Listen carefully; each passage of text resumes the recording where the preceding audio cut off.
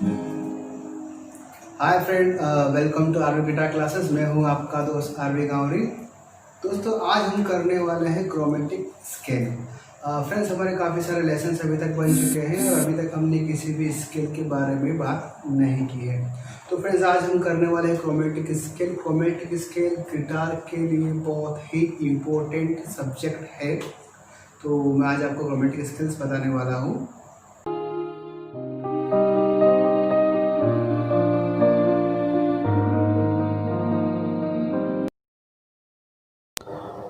Chromatic scale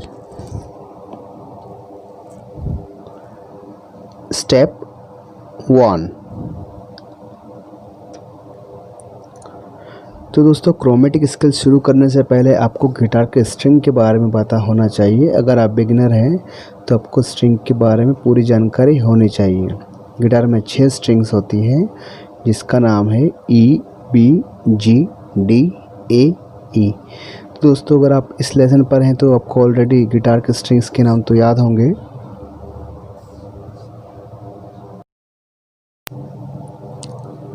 second step.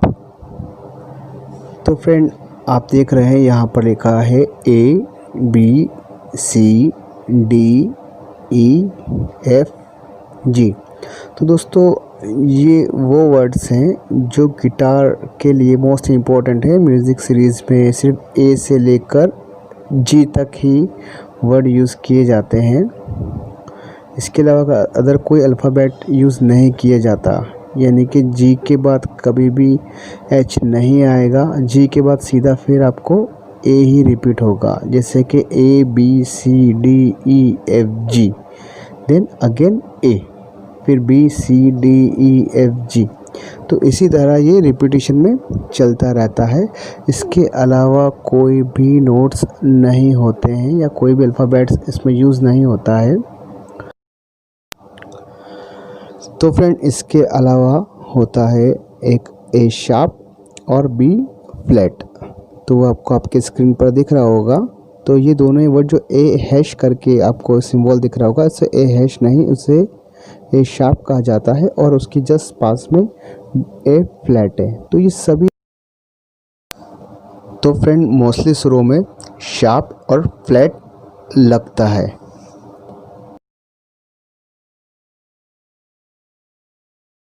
बस B और ई एक ऐसे नोट्स हैं जो स्थिर रहते हैं। इनमें ना कोई शार्प लगता है ना कोई फ्लैट लगता है। बढ़ते हैं थर्ड स्टेप की तरफ। तो देखो दोस्तों, मैंने यहाँ पर लिखा है सी, डी, ई, एफ, जी, ए, बी, सी, यानी कि यहाँ पर मेरा एक स्केल तैयार है। सी, डी, ई, एफ, जी, ए, बी, सी। तो देन आपको इसके ऊपर दिख रहा होगा सी शार्प, डी शार्प, जो ब्लैक कलर के नोट हैं उस पर F sharp, G sharp, A sharp, B flat, E flat, इस तरीके से नोट्स आपको दिख रहे होंगे। तो फ्रेंड, ये शार्प और फ्लैट का क्या फंडा है वो मैं आपको क्लियर कर देता हूँ। तो दोस्तों, जब हम लोग इंक्रीज़ करते हैं सुरों को, जैसे कि हम लोग गाते हैं सा रे गा मा पा धा नि सा, तो वो हमारे सुर इंक्रीज़ हुए, यानी कि आरोह जो हमारा गया, यानी कि ऊपर चढ़ रहे हैं हम लोग सुरों के, तो उसे कहते हैं आरोह, बढ़ते क्रम में। तो जब आरोह गाएंगे या आरोह बजाएंगे तो उसमें शार्प का हम लोग यूज़ करेंगे। और जब हम रिटर्न आएंगे, यानी कि हम हमारे सुरों को डिक्रीज़ करेंगे, जैसे सा, नी, ध, प, म, ग, रे, सा, तो ये हमारे सुर डिक्रीज़ हुए, यानी कि हम ऊपर से पहले नीचे से ऊपर गए, अब हम ऊपर से नीचे आ रहे हैं।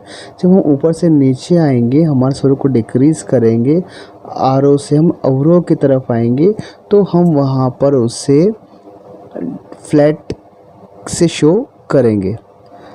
तो दोस्तों, चलते हैं स्टेप नंबर 4 की तरफ। तो फ्रेंड, मैं आपको स्टेप नंबर 4 में क्रोमेटिक स्केल को कैसे जमाते हैं वो बताता हूँ। तो देखिए फ्रेंड, मैंने यहाँ पर स्केल सी ली है। अब सी को जमाना है। C, C sharp, D, D sharp, E, F, F sharp, G, G sharp, A sharp, B और सी। तो फ्रेंड्स, आपको यहाँ पर दिख रहा होगा तो फ्रेंड मैंने यहाँ पर कुछ भी स्पेशल नहीं किया है, बस सी के पास में मैंने सी शार्प लगा दिया है और डी के पास डी शार्प लगा दिया है और एफ के पास एफ शार्प और जी के पास जी शार्प और ए के साथ ए शार्प लगा दिया है। तो मैंने कुछ भी नया नहीं किया है, बस एक उसका हम शक्ल उसके पास में बिठा दिया है, सिर्फ बी और ई को छोड़ के, क्योंकि उनमें शार्प या डेमनेस शो नहीं होता है, इसलिए उन दोनों को छोड़कर मैंने सभी में शार्प लगाया है। तो आप भी इसी तरीके से किसी भी स्केल को आसानी से बना सकते हैं। स्टेप नंबर 5,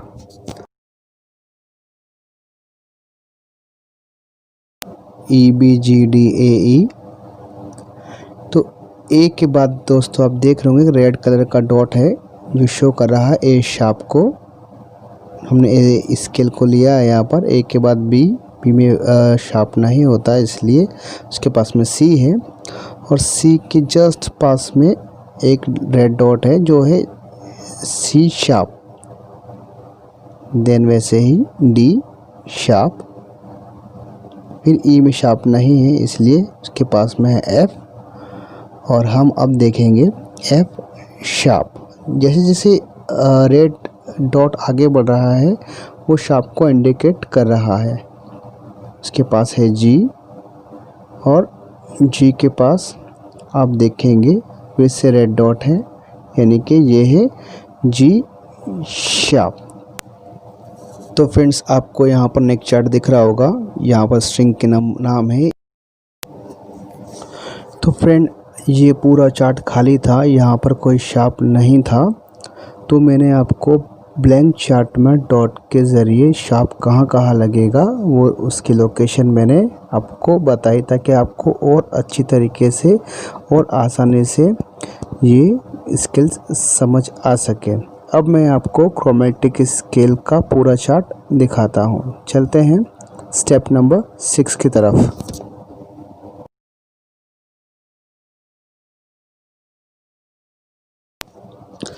तो देखिए दोस्तों, अब आपको डायग्राम में दिख रहा होगा गिटार नोट्स चार्ट, या इसे गिटार नेक भी कहा जा सकता है। तो सबसे पहले यहाँ पर आपको दिख रहा होगा string number E A D G B E. ये स्ट्रिंग्स के नाम हो गए आपके, क्योंकि जब हम क्रोमेटिक स्केल बनाएंगे तो इन्हीं से हमारा क्रोमेटिक स्केल शुरू होगा। पहला देखने को आपको मिल रहा होगा यहाँ पर 1 2 3 4 5 6 7 8 9 10 11 एंड 12। तो ये जो काउंटिंग है ये हमारे फ्रेट बोर्ड की काउंटिंग है। तो दोस्तों नंबर 1 से लेकर नंबर 2, जैसे अगर हम ई ओपन प्ले करेंगे, इसके बाद जब हम अगला फ्रेट बजाते हैं यानी कि पहला फ्रेट, तो वो बनता है अपना एफ, और हम उसके बाद सेकंड फ्रेट बजाते हैं तो वो बनता है एफ शार्प। जैसे जैसे हम हमारे नोट्स को इंक्रीज़ करेंगे वैसे वैसे वो बढ़ते चले जाएंगे। देखिए कैसे, E F, F sharp G, G G sharp A sharp B, C sharp D, D sharp E. तो देखिए दोस्तों यहाँ पर आपको सभी तरीके की स्किल्स मिल जाएगी। ये देखिए आपको दिख रहा होगा ई के जस्ट ऊपर ए स्ट्रिंग है, ए का भी आपको स्केल वहाँ पर क्रोमेटिक स्केल दिख रहा होगा। A sharp, B C sharp, D sharp, E F sharp, G sharp A. इसका बस एक सीक्वेंस बना लीजिए और आपका क्रोमेटिक स्केल तैयार। मैंने आपको पूरी मेथड बता दी है, आप इस मेथड से आसानी से क्रोमेटिक स्केल का चार्ट बना पाएंगे। दोस्तों आप देख रहे होंगे, एक चीज़ और मैं आपको बता दूं इसमें कि आपको यहाँ पर काफ़ी सारे ए दिख रहे होंगे। एक सभी स्केल्स में अलग जगह पर ए दिख रहे हैं या सी दिख रहे हैं काफ़ी जगह पर। तो ये जो भी है ए C B E G D, तो ये पर्टिकुलर सुर है। लेकिन अगर ये फ्रेट नंबर 1 पर है ए, या फ्रेट नंबर 6 पर। तो अगर हम ए बजाएंगे तो पर्टिकुलर ए ही साउंड करेगा, उससे कहीं पर भी आप प्ले करें। लेकिन इसका फंडा ये होता है, मैंने बताया था आपको, इंक्रीज़ और डिक्रीज़। तो हम जब ए बजाएंगे तो वो नीचे का जब नोट बजेगा, इसमें होता है फर्स्ट फ्रेट, आप देख रहे हैं फर्स्ट फ्रेट, ये आपके लो नोट होते हैं, और जो 12 नोट हैं ये आपके हाई नोट होते हैं। यानी आपके स्वर वही रहेंगे, बस अंतर आएगा तो लो नोट का और हाई नोट का। जब आप नीचे के सुर बजाएंगे तो वो लो साउंड करेगा, और आप जब ऊंचे सुर बजाओगे यानी कि 12 फ्रेट 11 फ्रेट समथिंग कुछ भी फ्रेट अगर आप प्ले करेंगे तो वो काफ़ी ऊंचा साउंड आपको देगा। बस यही फ़र्क है, उससे ज़्यादा कुछ फ़र्क नहीं होगा सुरों में।